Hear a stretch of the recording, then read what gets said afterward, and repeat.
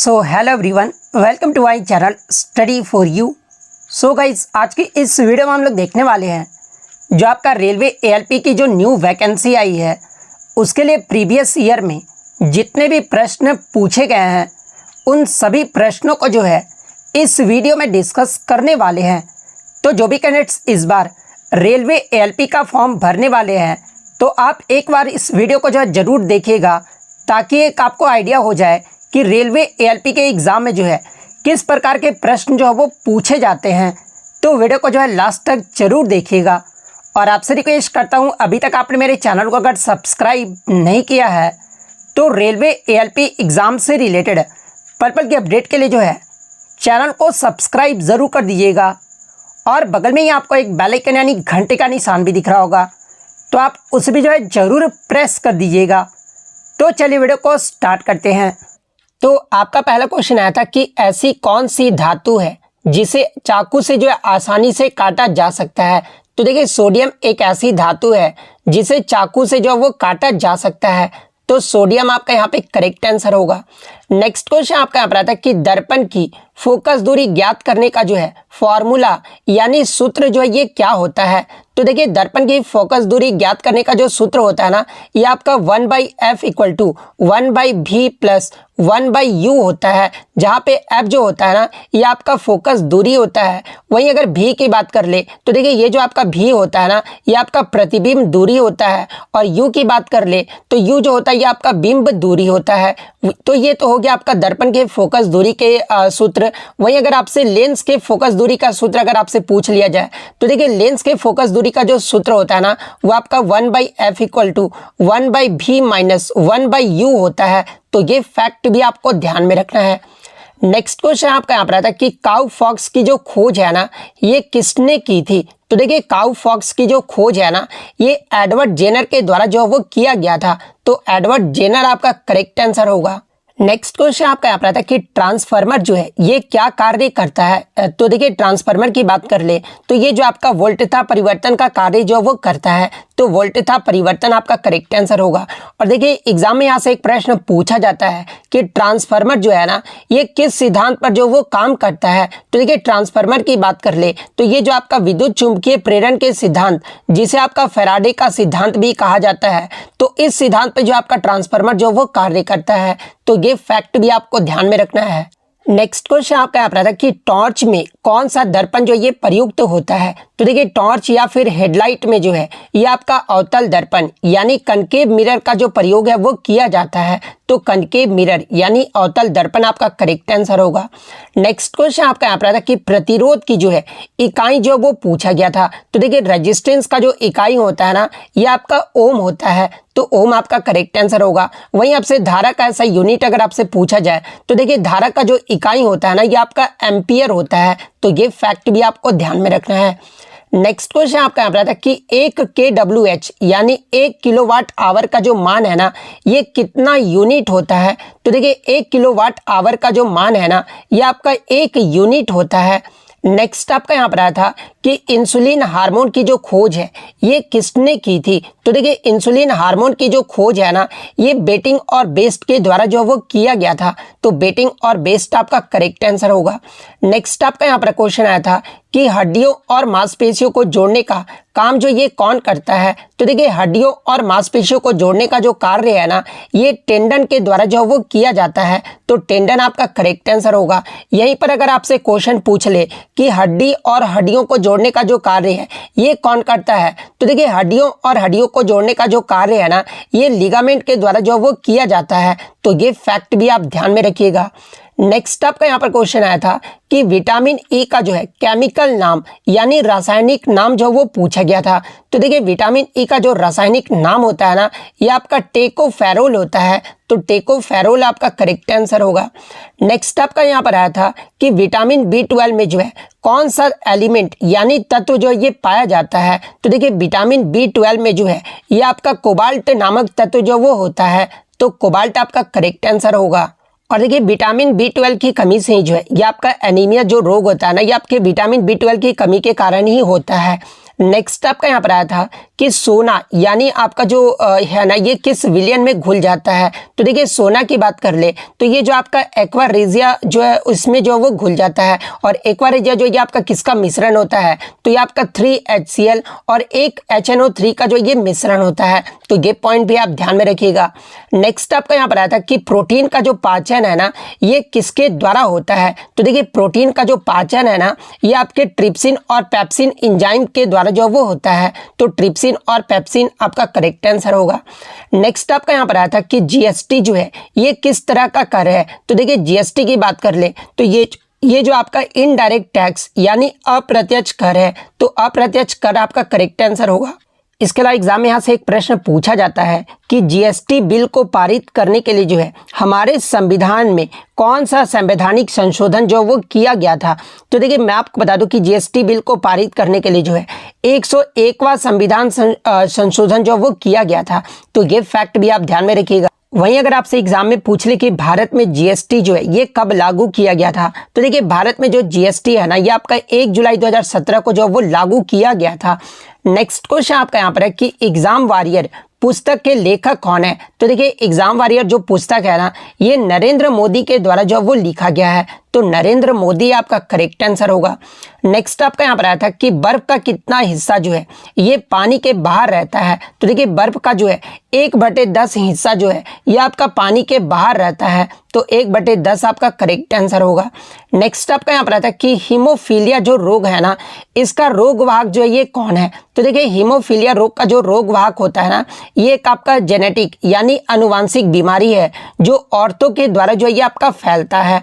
Next आपका यहाँ पर आता है कि ईएनटी कहने का मतलब कि ईयर नोज और थ्रोट चिकित्सक कौन सा दर्पण जो ये प्रयोग में लेते हैं। तो देखिए ईएनटी चिकित्सक जो है ये आपके अवतल दर्पण यानी कनकेव मिरर को जो है ये आपके प्रयोग में जो वो लेते हैं। तो कनकेव मिरर आपका करेक्ट आंसर होगा।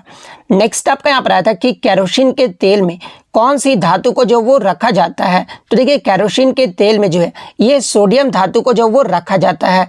नेक्स्ट आपका यहाँ पर आता है कि बायोगैस में कौन सी गैस निकलती है। तो देखिए बायोगैस में जो आपका मीथेन गैस निकलता है और मीथेन गैस का जो सूत्र होता है वो आपका CH4 होता है।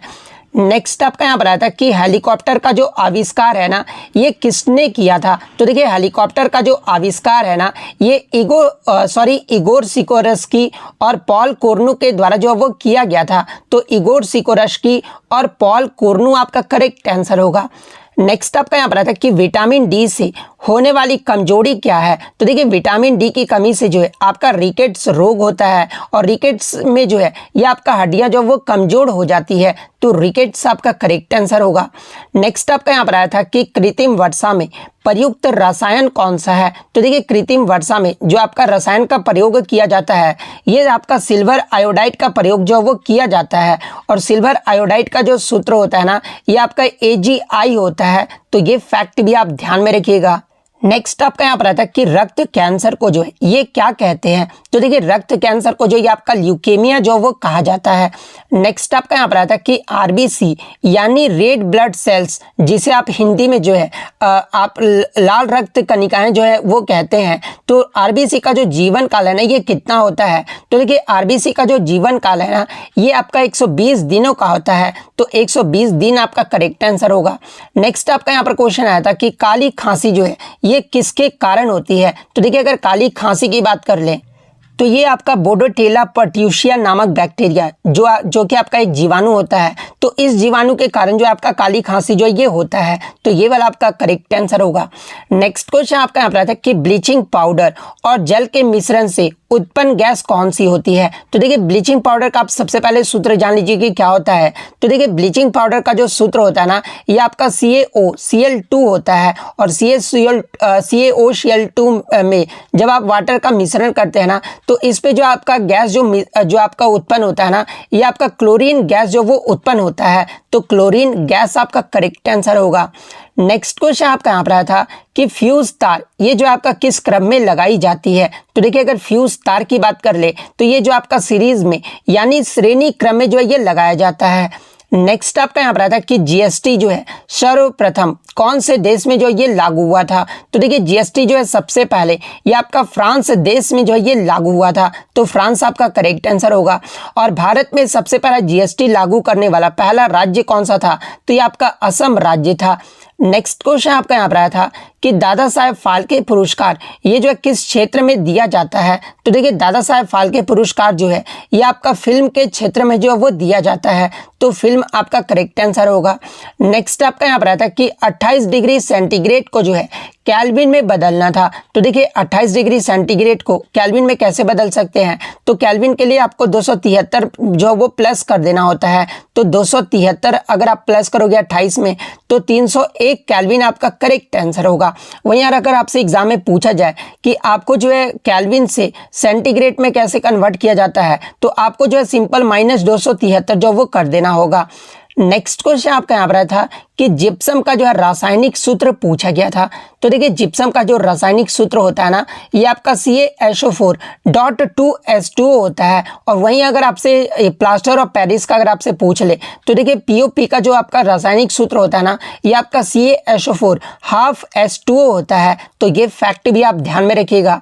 नेक्स्ट क्वेश्चन आपका यहाँ पर आया था कि प्रतिरोध को यदि 2 गुना कर देने पर विभवांतर में जो वो क्या फर्क पड़ेगा। तो देखिए प्रतिरोध को अगर आपका 2 गुना कर दिया जाता है तो आपका जो विभवांतर भी होगा ना ये आपका 2 गुना हो जाएगा, क्योंकि आप ये फॉर्मूला पढ़े होंगे ओम का कि V इक्वल टू क्या होता है, तो आपका IR होता है। और आपका जो V होता है वो डायरेक्टली प्रोपोर्शनल किसका होता है, तो ये आपका प्रतिरोध का होता है। यानी विभवांतर जो होता है ये आपका डायरेक्टली प्रोपोर्शनल होता है प्रतिरोध का, इसलिए आपका जो वो 2 गुना हो जाएगा।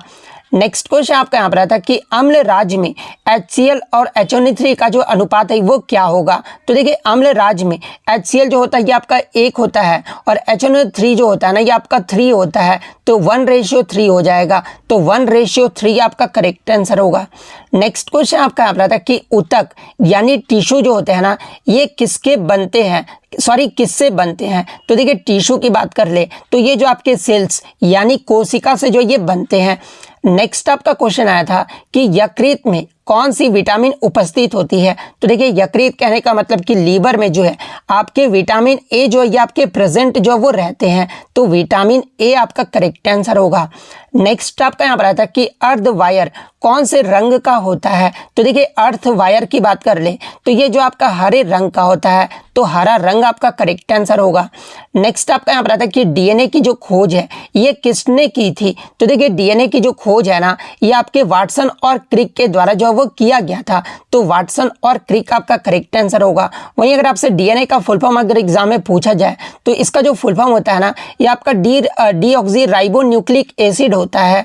नेक्स्ट आपका क्वेश्चन आया था कि चिकन फॉक्स का वायरस ये जो है कौन सा होता है। तो देखिए चिकन फॉक्स का जो वायरस है ना ये वेरिकेला जूस्टर होता है। नेक्स्ट आपका यहाँ पर आया था कि विद्युत धारा का प्रवाह ये जो है किस दिशा में होता है। तो देखिए विद्युत धारा का जो प्रवाह है ना ये पॉजिटिव टू निगेटिव होता है, तो पॉजिटिव टू निगेटिव आपका करेक्ट आंसर होगा। नेक्स्ट आपका यहाँ पर आया था कि साइकिल के टायर फटने का क्या कारण है। तो देखिए साइकिल के टायर फटने का जो कारण है ना ये आपके रुद्धोष्म प्रक्रम है, तो रुद्धोष्म प्रक्रम आपका करेक्ट आंसर होगा।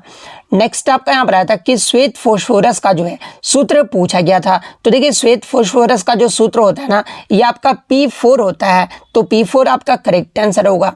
नेक्स्ट आपका यहाँ पर आया था कि कौन सी ग्रंथि जो है रक्तचाप जो वो नियंत्रित करती है। तो देखिए ये जो आपका एड्रिनल ग्रंथि होता है ना ये आपके रक्तचाप को जो वो नियंत्रित करता है, तो एड्रिनल ग्रंथि आपका करेक्ट आंसर होगा।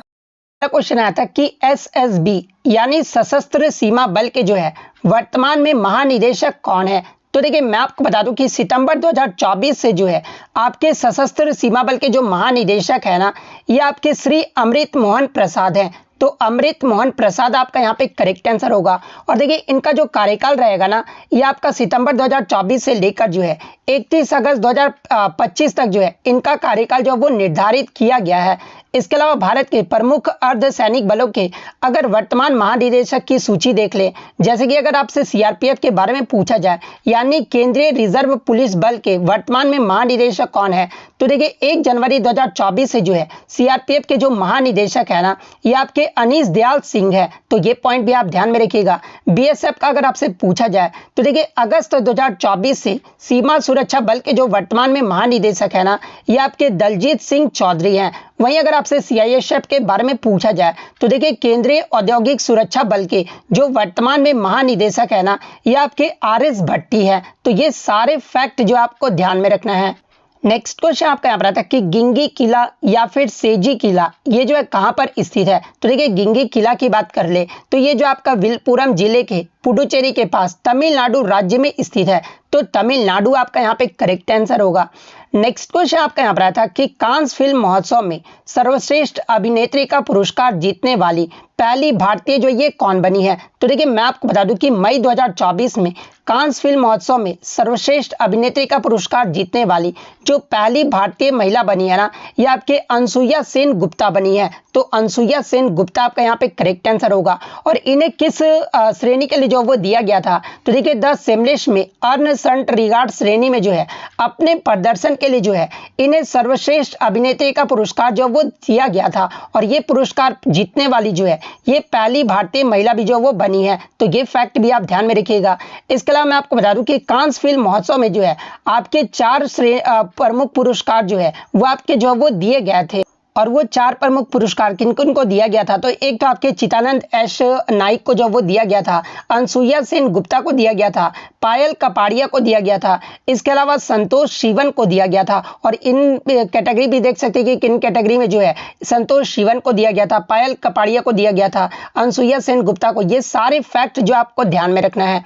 नेक्स्ट क्वेश्चन आपका यहाँ पर आता है कि चक्रवर्ती तूफान जो बांग्लादेश और पश्चिम बंगाल के तटीय इलाकों में भारी नुकसान पहुंचाया है, इस तूफान का जो वो नाम पूछा गया था। तो देखिए इस चक्रवर्ती तूफान का जो नाम था ना, इस चक्रवात तूफान का, वो आपका रेमल था। तो रेमल आपका यहाँ पे करेक्ट आंसर होगा।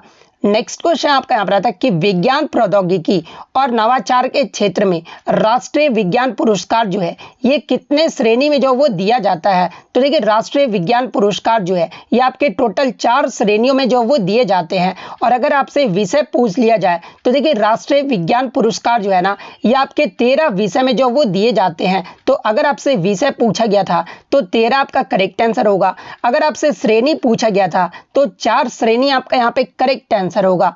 नेक्स्ट क्वेश्चन आपका यहाँ पर था कि द मिरेकल मेकर्स पुस्तक के लेखक कौन है। तो देखिए द मिरेकल मेकर्स ये जो पुस्तक है ना, ये आपके भारत सुंदर रेशन और गौरव जोशी के द्वारा जो वो लिखा गया था। और ये जो पुस्तक है ये आपका मार्च 2023 में जो ये आपका प्रकाशित हुआ था। तो भारत सुंदर रेशन और गौरव जोशी आपका यहाँ पे करेक्ट आंसर होगा। नेक्स्ट क्वेश्चन आपका यहाँ पर आया था कि खेलो इंडिया यूथ गेम्स 2024 में 1500 मीटर दौड़ में 3 मिनट 51 सेकेंड 0.12 सेकेंड का समय निकालकर जो है ये किसने जो वो रिकॉर्ड जो वो बनाया था। तो देखिए क्वेश्चन में जो आपका टाइम भी जो वो दे दिया गया था। तो देखिए खेलो इंडिया यूथ गेम्स 2024 में 1500 मीटर दौड़ में 3 मिनट 51 सेकंड का समय निकालकर जो रिकॉर्ड है ना, ये राहुल सरनालिया ने जो वो बनाया था। तो राहुल सरनालिया आपका करेक्ट आंसर होगा। और राहुल सरनालिया जो ये किस राज्य से बिलोंग करते हैं, तो ये आपका उत्तराखंड के रहने वाले हैं। और ये जो आपका खेलो इंडिया यूथ गेम्स 2024 में जो है ये आपके स्वर्ण पदक भी जो वो जीते थे। इसके अलावा बिहार की दुर्गा सिंह अगर महिलाओं में पूछा जाए तो देखिए बिहार की दुर्गा सिंह जो है 4 मिनट 29 सेकंड जो है ये आपका बनाकर जो है ये आपका स्वर्ण पदक भी जो वो जीती थी। तो ये फैक्ट भी आपको ध्यान में रखना है। नेक्स्ट क्वेश्चन आपका यहाँ पर था कि सुप्रीम कोर्ट ने Delhi high court bar association में महिलाओं के लिए 33% आरक्षण का आदेश जो है ये किस वर्ष में दिया था। तो देखिए मैं आपको बता दूं कि 2 मई 2024 को जो है सुप्रीम कोर्ट बार एसोसिएशन की कार्यकारी समिति में जो है महिलाओं के लिए 33% आरक्षण को लागू करने का आदेश जो है ये आपका दिया गया था। तो आपसे यहाँ पर ईयर पूछा गया था। तो 2 मई 2024 आपका यहाँ पे करेक्ट आंसर होगा। नेक्स्ट अगर हम लोग साइंस में बात कर ले तो साइंस में जो है आपके फ्लावर्स यानी पुष्प के भागों जो आपको मिलान करना था। तो ये आप पुष्प का जो आप यहाँ पे डायग्राम जो वो देख सकते हैं। तो आपका जो है वो सबसे पहले जो आपका मिलान करना था यानी फूलों के ऊपरी भाग को जो है आपका क्या कहा जाता है। तो देखिए फूलों के जो ऊपरी भाग होता है ना, ये आपका ऊपरी भाग होता है और इसे जो आपका क्या कहा जाता है। तो देखिए फूलों के ऊपरी जो भाग होता है ना, इसे आपका स्टिग्मा जो ये कहा जाता है यानी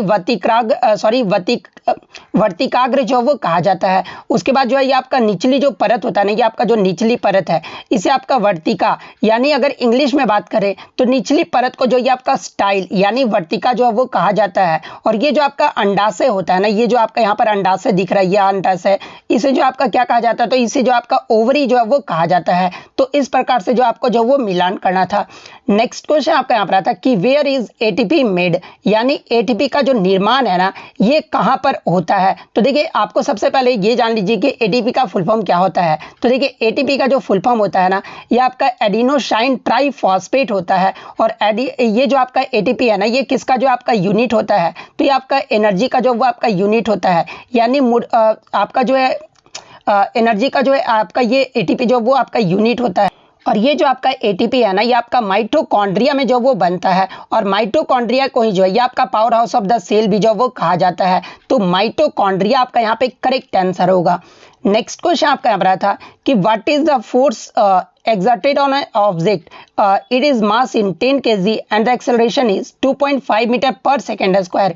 यानी यदि किसी वस्तु का द्रव्यमान 10 किलोग्राम है और त्वरण यानी एक्सेलरेशन जो है ये आपका 2.5 मीटर पर सेकेंड स्क्वायर है, तो उस पर लगने वाला बल जो है वो क्या होगा। तो ये आपका सिंपल सा फॉर्मूला इसका होता है F=ma होता है, जो कि आपका इसे न्यूटन्स का सेकंड लॉ भी जो वो कहा जाता है। तो देखिए यदि किसी वस्तु का द्रव्यमान यानी आपका जो मास है ना, वो आपका 10 kg जो वो दिया गया है और त्वरण यानी एक्सेलरेशन जो ये आपका 2.5 मीटर पर सेकेंड दिया गया है, तो इस फॉर्मूले पे जो आपको सिंपली पुट कर लेना था। तो F=ma होता है, मास आपका 10 किलोग्राम दिया गया है और त्वरण आपका 2.5 दिया गया है। तो जब आप इसको सॉल्व करोगे तो हमारा कितना आ जाएगा। तो ये हमारा 25 आ जाएगा। और फोर्स का ऐसा यूनिट क्या होता है, तो ये आपका न्यूटन होता है।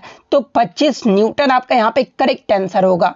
नेक्स्ट क्वेश्चन आपका रहा था कि what do the stars twinkle यानी तारे जो है ये क्यों टिमटिमाते हैं, यानी परिघटना का नाम जो वो पूछा गया था। तो देखिए तारे जो होते हैं ना, ये आपके एटमॉस्फेरिक रिफ्रैक्शन, जिसे हिंदी में जो है आपका वायुमंडलीय अपवर्तन जो वो कहा जाता है। तो एटमॉस्फेरिक रिफ्रैक्शन आपका यहाँ पे करेक्ट आंसर होगा।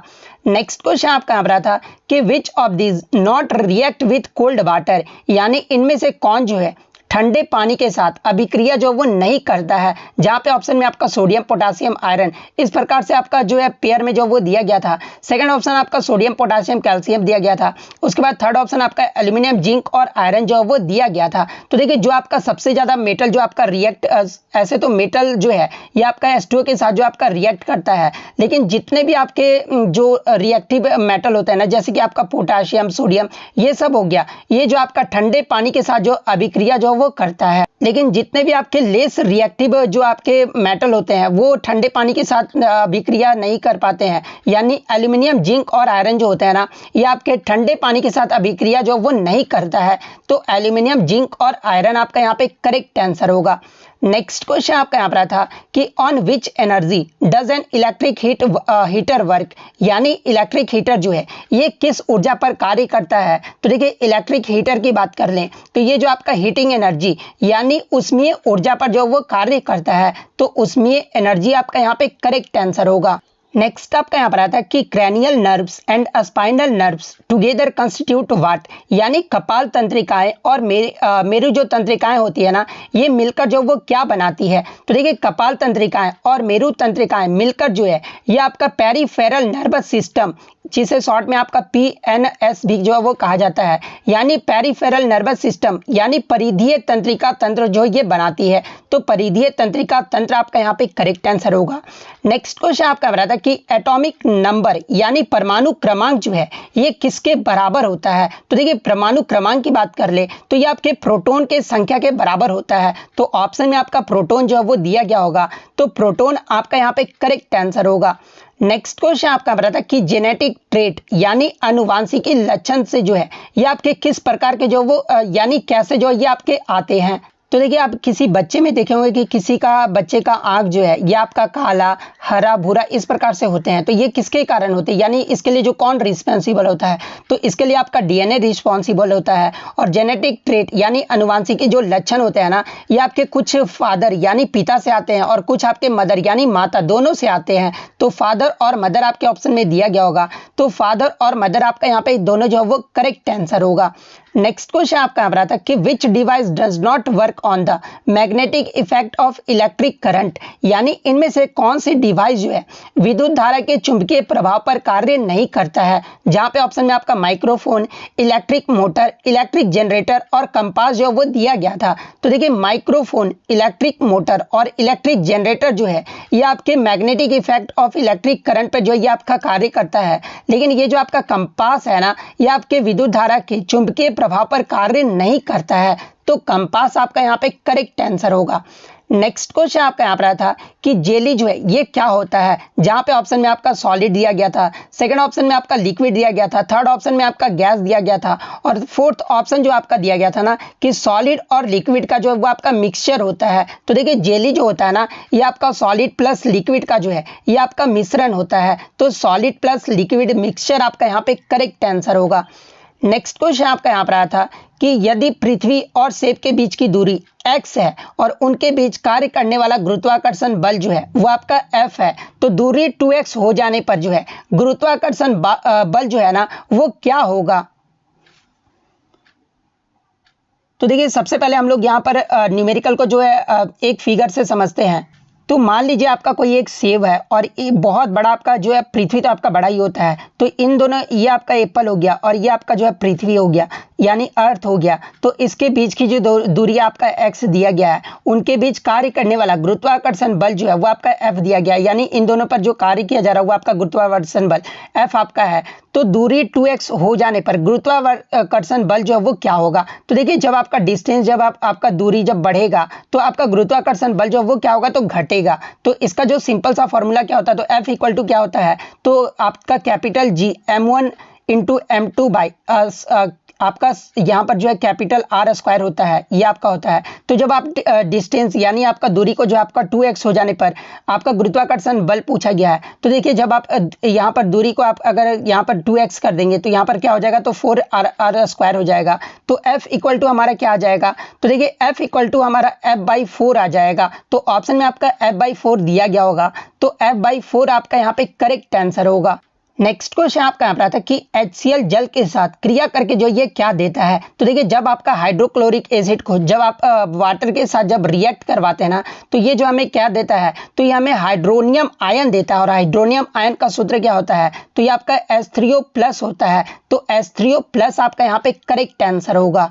नेक्स्ट आपका यहाँ पर आता है कि यदि प्रकाश किरणें उत्तल दर्पण यानी कन्वेक्स मिरर के मुख्य अक्ष के समानांतर आ रही है, यानी आपका जो वो पैरेलल आ रही है, तो वे जो है किस प्रकार जो वो परावर्तित होगी। तो देखिए जब आपका प्रकाश किरणें उत्तल दर्पण के मुख्य अक्ष के समानांतर आ रही है ना, तो ये जो आपका किस प्रकार से जो आपका परिवर्तित होगा, यानी किस प्रकार का आपका जो वो रिफ्लेक्ट होगा। तो इसका जो आंसर होगा वो आपका appear to diverge from focus हो जाएगा। तो appear to diverge from focus आपका यहाँ पे करेक्ट आंसर होगा।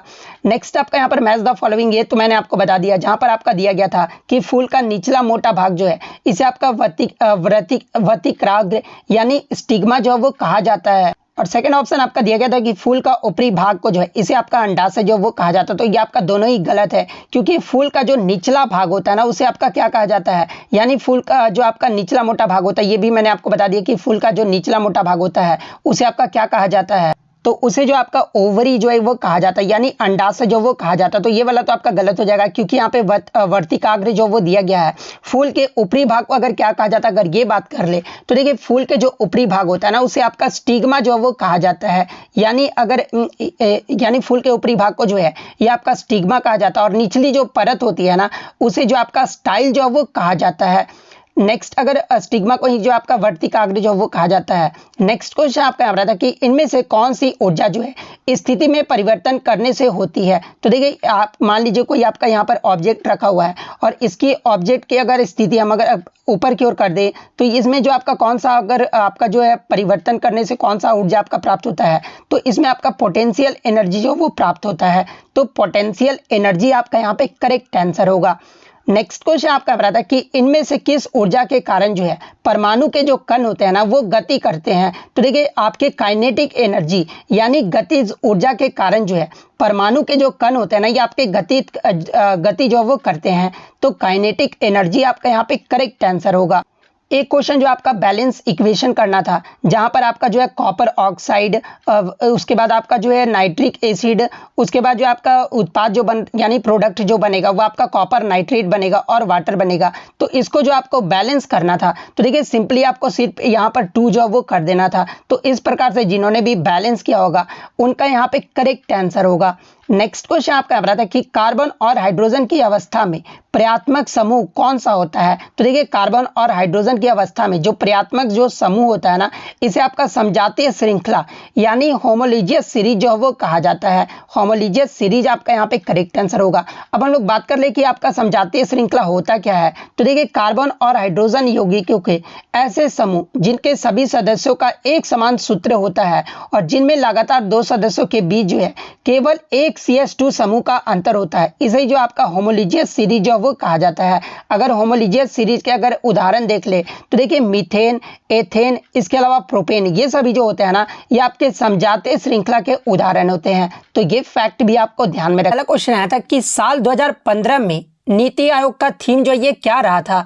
तो देखिए साल 2015 में नीति आयोग का जो विषय है ना ये आपका अधिकतम शासन और न्यूनतम सरकार रहा था। तो अधिकतम शासन और न्यूनतम सरकार आपका करेक्ट आंसर होगा। इसके अलावा अगर नीति आयोग की बात कर ले तो देखिए नीति आयोग की जो स्थापना है ना ये आपका 1 जनवरी 2015 को किया गया था और किसके स्थान पर किया गया था। तो देखिए नीति आयोग का जो गठन है ना ये आपके योजना आयोग के स्थान पर जो वो किया गया था और नीति आयोग के जो अध्यक्ष होते हैं ना ये भारत के प्रधानमंत्री होते हैं। और आप कमेंट करके जवाब दीजिएगा कि वर्तमान में नीति आयोग के उपाध्यक्ष और CEO यानी चीफ एग्जीक्यूटिव ऑफिसर जो है ये वर्तमान में जो है ये कौन है। नेक्स्ट क्वेश्चन आपका यहाँ पर आता है कि साल 2023-24 में कितने खिलाड़ी को जो है अर्जुन पुरस्कार से सम्मानित किया गया था। तो देखिए वर्ष 2023 और 24 की बात कर ले तो इसमें आपके टोटल 26 खिलाड़ियों को जो है अर्जुन पुरस्कार से जो वो सम्मानित किया गया था। तो 26 खिलाड़ी आपका यहाँ पे करेक्ट आंसर होगा। इसके अलावा अगर 2021 की बात कर ले तो देखिए वर्ष 2021 में जो है टोटल आपके 35 खिलाड़ियों को जो है अर्जुन पुरस्कार से जो वो सम्मानित किया गया था। नेक्स्ट क्वेश्चन आपका यहाँ पर आया था कि चेताराम चौधरी को 2024 में जो है कौन सा पुरस्कार से जो वो सम्मानित किया गया था। तो देखिए मैं आपको बता दूं कि डॉक्टर रामचेत्र चौधरी को जो है ये आपके पद्मश्री अवार्ड से जो वो सम्मानित किया गया था। तो पद्मश्री आपका यहाँ पे करेक्ट आंसर होगा। इसके अलावा बात कर ले डॉक्टर चेतराम चौधरी ये जो है कहाँ के रहने वाले यानी कहाँ से बिलोंग करते हैं। तो ये आपके उत्तर प्रदेश के जो है गोरखपुर के जो है ये रहने वाले हैं और इन्हें जो आपका किस क्षेत्र में जो है पद्मश्री पुरस्कार दिया गया था। तो देखिए इन्हें 2024 में जो है काला नमक चावल में कृषि शोध के लिए जो है इन्हें पद्मश्री पुरस्कार से जो वो सम्मानित किया गया था। तो ये फैक्ट भी आप ध्यान में रखिएगा। नेक्स्ट क्वेश्चन आपका यहाँ पर था कि 1968 में जिन्हें पद्मश्री पुरस्कार से सम्मानित किया गया था और उन्हें ही जो है 2024 में पद्म विभूषण पुरस्कार से भी जो वो सम्मानित किया गया है। तो उस व्यक्ति का जो आपको नाम बताना था। तो देखिए वैजंती माला को जो है 1968 में इन्हें जो है पद्मश्री पुरस्कार से सम्मानित किया गया था और वर्ष 2024 में जो है इन्हें पद्म विभूषण पुरस्कार से भी जो वो सम्मानित किया गया है।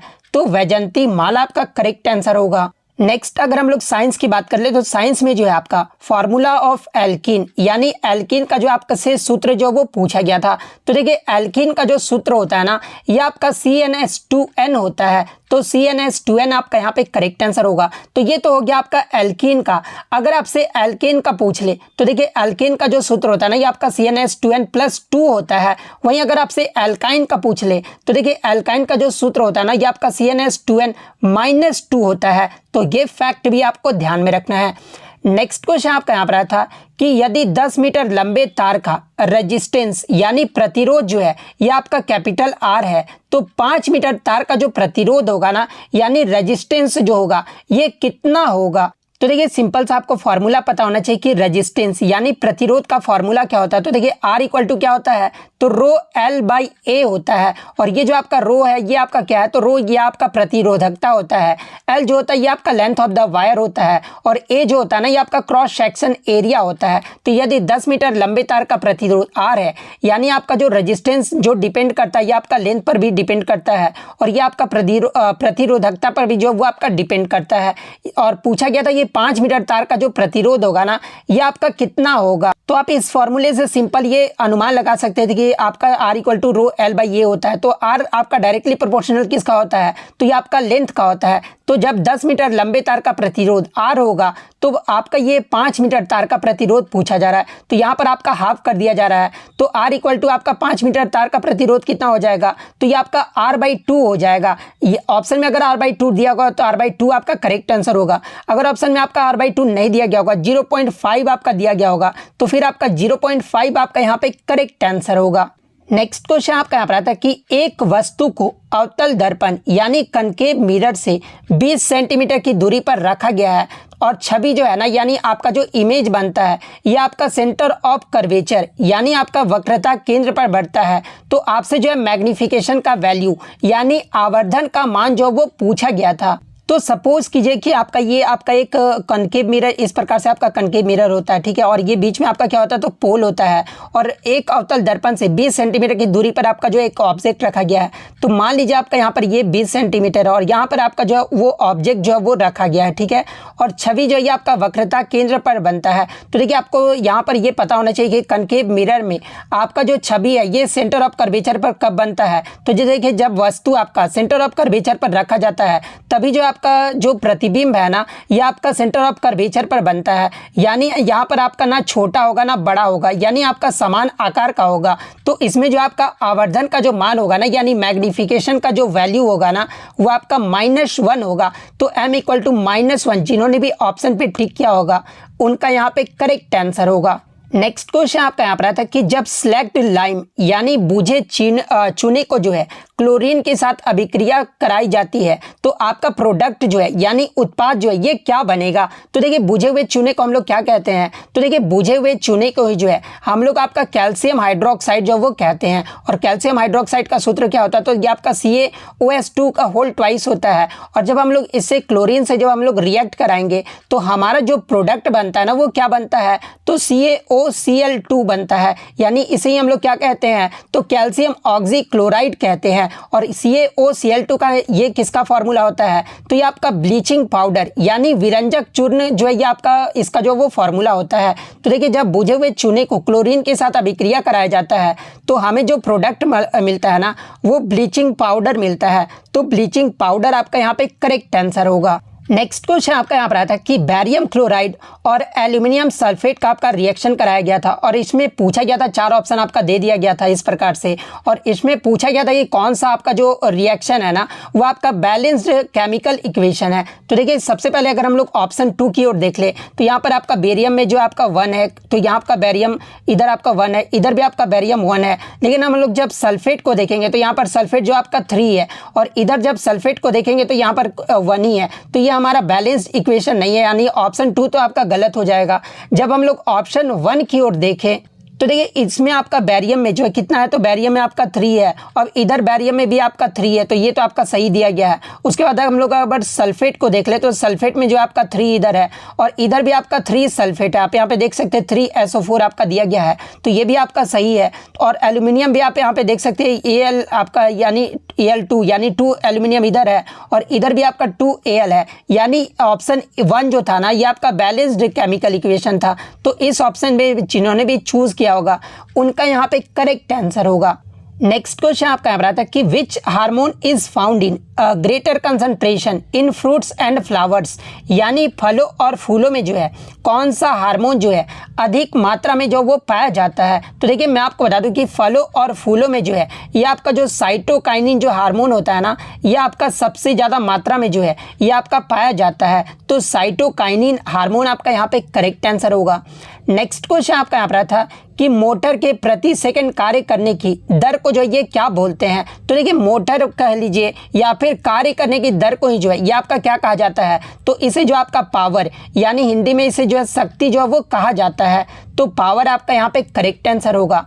नेक्स्ट क्वेश्चन आपका यहाँ पर आता है कि what is not secreted by the stomach, यानी अमाशय से जो है आपका क्या नहीं निकलता है। जहाँ पे ऑप्शन बी मैं आपको बता दूं कि क्या क्या दिया गया था। तो पहला ऑप्शन में आपका पेप्सिन एंजाइम दिया गया था, सेकंड ऑप्शन में जो है आपका यहाँ पर हाइड्रोक्लोरिक एसिड जो है वो दिया गया था, थर्ड ऑप्शन जो ये आपका म्यूकस जो है वो दिया गया था, और फोर्थ ऑप्शन जो था ना ये आपका सलाइवा यानी लार जो है वो दिया गया था। तो देखिए आपका अमाशय से तो है आपका पेप्सिन एंजाइम तो आपका निकलता ही है, हाइड्रोक्लोरिक एसिड भी जो आपका निकलता है, म्यूकस भी जो आपका निकलता है, लेकिन सलाइवा यानी लार जो ये आपका नहीं निकलता है। तो लार आपका यहाँ पे करेक्ट आंसर होगा। नेक्स्ट क्वेश्चन आपका यहाँ पर आता है कि थॉमसन का जो परमाणु मॉडल से जो आपका प्रश्न पूछा गया था, और प्रश्न ये पूछा गया था कि थॉमसन का जो परमाणु मॉडल था ना ये किस पे जो आपका विफल यानी आपका जो है अनसक्सेसफुल जो वो रहा था। तो देखिए मैं आपको बता दूं कि थॉमसन का जो परमाणु मॉडल था ना यह समझाने में आपका विफल रहा था कि परमाणु के अंदर इलेक्ट्रॉन पर जो है ये आपके सकारात्मक चार्ज कैसे रहते हैं, और ये जो आपके परमाणु की स्थिरता की व्याख्या करने में भी जो है ये आपका विफल रहा था। और ये जो आपका थॉमसन का जो परमाणु सिद्धांत था ना इसमें परमाणु के नाभिक के बारे में भी जो है कुछ भी आपका उल्लेख जो है वो नहीं किया गया था। तो इन तीनों में से जो भी ऑप्शन में आपका दिया गया होगा वो आपका यहाँ पे करेक्ट आंसर होगा। इसके अलावा जे थॉमसन के परमाणु मॉडल से संबंधित अगर अन्य व्याख्या की बात कर ले तो देखिए परमाणु का द्रव्यमान जो है पूरे आयतन में जो ये आपका समान रूप से जो ये आपका वितरित होता है, और परमाणु में धनात्मक आवेशित इलेक्ट्रॉन का जो है एक गोला होता है जिसमें ऋणात्मक आवेशित इलेक्ट्रॉन जो है ये आपके अंतर्निहित होते हैं, और परमाणु में ऋणात्मक और धनात्मक आवेश परिमाण में जो है ये आपके बराबर यानी इक्वल होते हैं, जिसके कारण परमाणु विद्युत रूप से जो है ये आपके उदासीन होते हैं, और इलेक्ट्रॉन पूरे परमाणु में जो है ये आपका इंडिपेंडेंट रूप से यानी स्वतंत्र रूप से जो है ये आपके घूम सकते हैं। और थॉमसन के परमाणु मॉडल को ही जो है सामान्यतः आपका प्लम पुडिंग मॉडल के नाम से भी जो वो जाना जाता है। एग्जाम में प्रश्न पूछा जाता है कि थॉमसन के परमाणु मॉडल को जो है और किस नाम से जाना जाता है, तो इसे जो आपका प्लम पुडिंग मॉडल के नाम से भी जो वो जाना जाता है। और थॉमसन के परमाणु मॉडल की तुलना जो है ये किससे किया गया था, तो ये आपका तरबूज से जो वो किया गया था। और गैसों में विद्युत चालन के अध्ययन में जो है थॉमसन के अग्रणी कार्य के लिए जो है जे थॉमसन को 1906 में जो है भौतिकी का नोबेल पुरस्कार से भी जो वो सम्मानित किया गया था। तो ये सारे फैक्ट जो आपको ध्यान में रखना है। नेक्स्ट क्वेश्चन आपका यहाँ पर आता है कि what is not true about the force of attraction between particles of matter, यानी पदार्थ के कणों के मध्य आकर्षण बल के बारे में क्या आपका जो वो सही नहीं दिया गया है। जहाँ पे ऑप्शन में आपका दिया गया था कि ठोस में पदार्थों के कण का जो आकर्षण बल होता है वो सबसे अधिक होता है, तरल में आपका कम होता है, और गैस में जो आपका सबसे कम होता है। इस प्रकार आपका ऑप्शन जो वो दिया गया था। और एक ऑप्शन था कि सभी अवस्था में जो है आपके आकर्षण बल जो होते हैं ना वो समान होते हैं। तो देखिए पदार्थ के जो आपका पदार्थ है ये किससे मिलकर बना है, तो देखिए पदार्थ जो ये आपके कणों से मिलकर जो वो बने होते हैं। और ठोस में जो आपके जो पदार्थ के जो कण होते हैं ना ये आपके पूरा आकर्षण बल जो है इसमें आपका सबसे ज़्यादा होता है। और आपके तरल में जो है यानी लिक्विड में जो है आपके पदार्थों के कण के मध्य जो आकर्षण बल होता है ना यानी आपका फोर्स ऑफ अट्रैक्शन होता है वो थोड़ा आपका कम होता है ठोस के मुकाबले। और गैस में जो आपका सबसे कम जो वो आकर्षण बल होता है। और एक ऑप्शन आपका दिया गया था कि सभी अवस्था में आपके समान होते हैं, तो ये वाला ऑप्शन आपका गलत दिया गया था, क्योंकि पदार्थ के कणों के मध्य आकर्षण बल जो है ये सभी अवस्था में समान जो वो नहीं रहते हैं। तो ये वाला ऑप्शन आपका यहाँ पे करेक्ट आंसर होगा। नेक्स्ट क्वेश्चन आपका यहाँ पर आता है कि which of the following is not a homogeneous mixture, यानी निम्न में से कौन जो है समांगी मिश्रण जो वो नहीं है। जहाँ पे ऑप्शन में आपका पानी का तेल में मिश्रण दिया गया था, सॉल्ट ऑफ वाटर में मिश्रण दिया गया था, शुगर में वाटर का मिश्रण जो वो दिया गया था। तो देखिए जब आप पानी को और तेल को मिलाओगे तो तेल आपका तो ऊपर आ जाएगा और पानी जो आपका नीचे चला जाएगा, तो ये तो आपका होमोजीनियस मिक्सचर का उदाहरण नहीं हुआ, तो इसमें आपका नहीं पूछा गया था। तो देखिए पानी का तेल में मिश्रण जो है आपका यहाँ पे करेक्ट आंसर होगा। नेक्स्ट क्वेश्चन आपका यहाँ पर आया था कि CuSO4 यानी कॉपर सल्फेट के जो है विद्युत अपघटन से जो आपका एक प्रश्न पूछा गया था। एग्जैक्टली क्या प्रश्न पूछा गया था ये जो आप कमेंट करके जो वो जरूर बता दीजिएगा। नेक्स्ट क्वेश्चन आपका यहाँ पर था कि एक बस चलती हुई अचानक ब्रेक लगने पर उसमें बैठा आदमी जो है आगे की ओर झुक जाता है, तो ये कौन सा नियम जो वो लग रहा है। तो देखिए एक बस चलती हुई अचानक अगर ब्रेक लगने पर उसमें बैठा आदमी आगे की ओर झुक जाता है ना, तो ये आपके न्यूटन के प्रथम नियम के जो है यहाँ पर लग रहा है। तो न्यूटन का प्रथम नियम आपका यहाँ पे करेक्ट आंसर होगा। नेक्स्ट आपका यहाँ पर था कि around which of the following a magnetic field will not be generated, यानी इनमें से किसके चारों ओर जो है चुंबकीय क्षेत्र उत्पन्न नहीं होगा।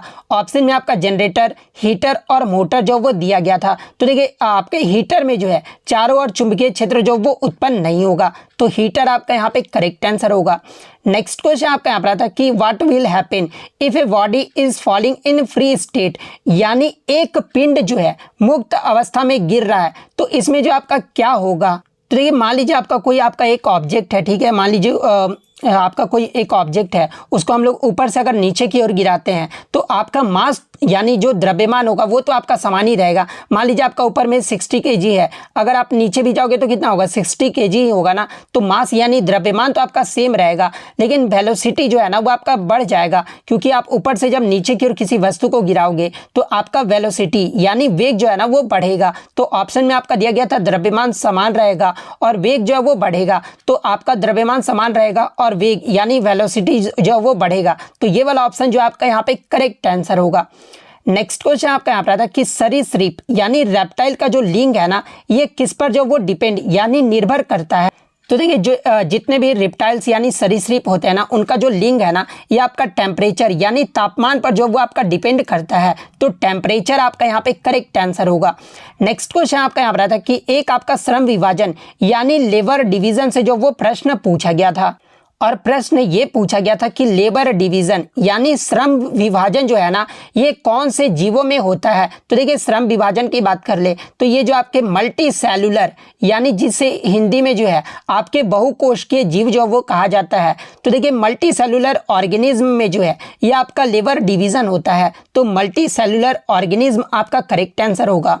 नेक्स्ट आपका यहाँ पर आता है कि किसी अपारदर्शी वस्तु पर, अपारदर्शी कहने का मतलब कि ओपेक्यू वस्तु पर जो है आपका लाइट पड़ता है तो कैसे जो ये आपका निकलता है। तो देखिए किसी भी अपारदर्शी वस्तु पर आपका जब लाइट जो पड़ता है ना तो ये जो आपका विक्षेपण यानी स्कैटरिंग जो वो होता है, तो विक्षेपण यानी स्कैटरिंग आपका यहाँ पे करेक्ट आंसर होगा। पहला क्वेश्चन आया था कि who has recently been appointed as the brand ambassador of the ministry of ports shipping and waterways, यानी हाल ही में पतन, पोत परिवहन एवं जलमार्ग मंत्रालय ने जो है किसे अपना ब्रांड एम्बेसडर जो वो नियुक्त किया है। तो देखिए हाल ही में पतन, पोत परिवहन एवं जलमार्ग मंत्रालय ने जो है आपके मनु भाकर को जो है ये ब्रांड एम्बेसडर जो वो नियुक्त किया है, तो मनु भाकर आपका यहाँ पे करेक्ट आंसर होगा। इसके अलावा अगर मनु भाकर की बात कर ले तो देखिए मनु भाकर जो है ये आपके हरियाणा के झज्जर जिला से जो ये बिलोंग करती है। एग्जाम में पूछा जाता है कि मनु भाकर जो ये आपका किस राज्य से बिलोंग करती है, तो ये आपका हरियाणा राज्य से जो ये आपका बिलोंग करती है। इसके अलावा मैं आपको बता दूं कि जो आपका 2024 में जो आपका पेरिस ओलंपिक हुआ था जो कि आपका फ्रांस में आयोजित किया गया था, और इसमें मनु भाकर ने जो है 2 आपके पदक जो वो जीते थे, जिसमें पहला जो पदक है ये आपके 10 मीटर एयर पिस्टल मिश्रित टीम निशानेबाजी प्रतियोगिता में जो है ये ब्रॉन्ज मेडल यानी कांस्य पदक जीती थी, और 10 मीटर एयर पिस्टल एकल प्रतियोगिता में भी जो है ये आपका कांस्य पदक यानी ब्रॉन्ज मेडल जो वो जीती थी। अगर एग्जाम में पूछा जाए कि मनु भाकर जो ये आपका किस खेल से संबंधित है, है तो ये आपका निशानेबाजी यानी शूटिंग खेल से संबंधित है। इसके अलावा मैं आपको बता दूं कि मनु भाकर जो है भारत की स्वतंत्रता के बाद एक ही ओलंपिक में 2 पदक जीतने वाली जो है ये पहली भारतीय भी जो वो बन गई है। और इससे पहले वर्ष 1900 में जो है पेरिस ओलंपिक में नॉर्मन पिचार्ड जो है ये 2 पदक जीतने वाले जो ये आपके एंग्लो इंडियन थे। तो ये फैक्ट भी आपको ध्यान में रखना है। इसके अलावा मैं आपको मनु भाकर के बारे में बता दूं कि जो आपका 2018 का जो राष्ट्रमंडल खेल हुआ था ना यानी कॉमनवेल्थ गेम्स हुआ था उसमें मनु भाकर ने जो है गोल्ड मेडल जो वो निशानेबाजी में जो वो जीती थी। और आपका जो 22 का राष्ट्रमंडल खेल हुआ था ये कहां पर हुआ था? तो देखिए 2022 का जो राष्ट्रमंडल खेल है ना यानी कॉमनवेल्थ गेम्स जो है ये आपका बर्मिंघम इंग्लैंड में आयोजित किया गया था। और 2022 का जो आपका कौन सा संस्करण रहा था? तो ये आपका 22वां संस्करण रहा था। तो ये सारे फैक्ट जो आपको ध्यान में रखना है। नेक्स्ट क्वेश्चन आपका यहाँ पर आता है कि which of these cells lack double membrane यानी इनमें से किन कोशिकाओं में जो है दोहरी झिल्ली का अभाव होता है? जहां पे ऑप्शन में आपका प्रोकैरियोटिक सेल और यूकैरियोटिक सेल जो वो दिया गया था। तो देखिए मैं आपको बता दूं कि प्रोकैरियोटिक कोशिकाओं में जो है आपके दोहरी झिल्लियों का जो वो अभाव होता है। तो प्रोकैरियोटिक सेल आपका यहाँ पे करेक्ट आंसर होगा। इसके अलावा मैं आपको बता दूं कि प्रोकैरियोटिक कोशिकाओं में जो है ये आपका झिल्ली से घिरा नाभिक नहीं होता है। वहीं यूकैरियोटिक कोशिकाओं में जो है एक आपका वास्तविक नाभिक होता है जो आपका एक दोहरी झिल्ली से जो वो घिरा होता है। इसके अलावा प्रोकैरियोटिक और यूकैरियोटिक के बारे में एग्जाम में प्रश्न पूछा जाता है। तो देखिए प्रोकैरियोटिक कोशिकाएं जो है ये आपका एक कोशिकीय होती है, जबकि जो आपका यूकैरियोटिक जो कोशिकाएं होती है ना ये आपके बहुकोशिकीय होती है। इसके अलावा प्रोकैरियोटिक कोशिकाओं में जो है झिल्लियों से बंधे कोई कोशिकांग जो आपके नहीं होते हैं। वहीं अगर यूकैरियोटिक कोशिकाओं की बात कर ले तो इसमें आपके झिल्ली से बंधे जो है ये आपके कई अंग होते हैं। और कई अंग की बात कर ले तो इसमें आपके माइटोकॉन्ड्रिया, गोल्गी उपकरण और खुरदरी एंडोप्लाज्मिक रेटिकुलम जो है ये आपके यूकैरियोटिक कोशिकाओं में होती है। तो ये फैक्ट भी आपको ध्यान में रखना है। इसके अलावा अगर प्रोकैरियोटिक कोशिकाओं के व्यास की बात कर ले तो इसका जो व्यास होता है ना यानी आपका डायमीटर जो होता है ये आपका 0.1 से लेकर 5.0 तक होता है। वहीं यूकैरियोटिक कोशिकाओं की अगर बात कर ले तो इसमें आपके प्रोकैरियोटिक कोशिकाओं के आकार से जो है 10 से 100 गुना से जो ये आपका बड़ी होता है। तो ये पॉइंट भी आप ध्यान में रखिएगा। इसके अलावा जो आपका ये जो बैक्टीरिया होता है ना ये आपका एक प्रोकैरियोटिक कोशिकाएं होती है, जबकि कवक, प्रोटोजेवा, शैवाल, पौधे और जानवर जो होते हैं ना ये आपके यूकैरियोटिक कोशिकाओं से जो वो बने होते हैं। तो ये सारे फैक्ट जो आपको ध्यान में रखना है। नेक्स्ट क्वेश्चन आपका यहाँ पर था कि मैग्नेटिक फील्ड लाइन से जो है आपका एक स्टेटमेंट जो वो पूछा गया था, जहां पे ऑप्शन में आपका दिया गया था कि मैग्नेटिक फील्ड लाइंस को मापने के लिए जो है कंपास का इस्तेमाल जो वो किया जाता है। तो ये वाला स्टेटमेंट जो आपका यहाँ पे करेक्ट आंसर होगा, क्योंकि मैग्नेटिक फील्ड लाइंस को मापने के लिए जो है ये आपका कंपास का इस्तेमाल किया जाता है। और कंपास की मदद से ही जो है चुंबकीय क्षेत्र रेखाओं को जो है ये आपका मैप भी जो वो किया जा सकता है। वहीं मैं आपको बता दूं कि चुंबकीय कंपास का जो उपयोग है ना ये आपके चुंबकीय मेरिडियन और चुंबकीय असर दोनों को मापने के लिए जो वो किया जा सकता है। और एक चुंबकीय यामोत्तर जो है ये पृथ्वी की चुंबकीय बल रेखाओं से जो है ये आपका समानांतर यानी पैरेलल जो ये आपका स्थित होता है। नेक्स्ट क्वेश्चन आपका यहाँ पर आया था कि प्रधानमंत्री जीवन ज्योति बीमा योजना यानी PMJJBY स्कीम से जो है आपका एक प्रश्न जो वो पूछा गया था, जहां पे आपका एक ऑप्शन दिया गया था कि PMJJBY scheme can be extended by paying the premium annually, यानी इस योजना को जो है ये आपका सालाना प्रीमियम का भुगतान करके भी जो वो बढ़ाया जा सकता है। तो ये जो आपका प्रधानमंत्री जीवन ज्योति बीमा योजना के बारे में जो है ये स्टेटमेंट जो आपका सही जो वो दिया गया था। इसके अलावा प्रधानमंत्री जीवन ज्योति बीमा योजना स्कीम की बात कर ले तो ये जो आपका योजना है ना ये आपका इसकी घोषणा जो है ये आपका वर्ष 2015-16 के बजट में किया गया था। और इसे आपका कब शुरू किया गया था? तो देखिए PMJJBY स्कीम की जो शुरुआत है ना ये आपका 9 मई 2015 को जो है ये आपका कोलकाता में जो वो शुरू किया गया था। और ये आपका किस प्रकार का योजना है? तो देखिए प्रधानमंत्री जीवन ज्योति बीमा योजना जो है एक आपका भारत सरकार की एक जीवन बीमा योजना है। और इस योजना के तहत जो है किसी भी वजह से मृत्यु होने पर बीमा धारक को जो है ये आपका 2 लाख रुपए का जीवन बीमा कवर जो वो मिलता है। और इस योजना के अगर लाभ की बात कर ले तो देखिए इस योजना के लिए 18 से 50 साल के लोग जो है ये आपके आवेदन जो वो कर सकते हैं। और इस योजना के लिए सालाना जो है ये आपका 436 रुपए का प्रीमियम जो वो देना होता है। और प्रीमियम बीमा धारक के खाते से जो है ये आपका ऑटो डेबिट जो वो हो जाता है।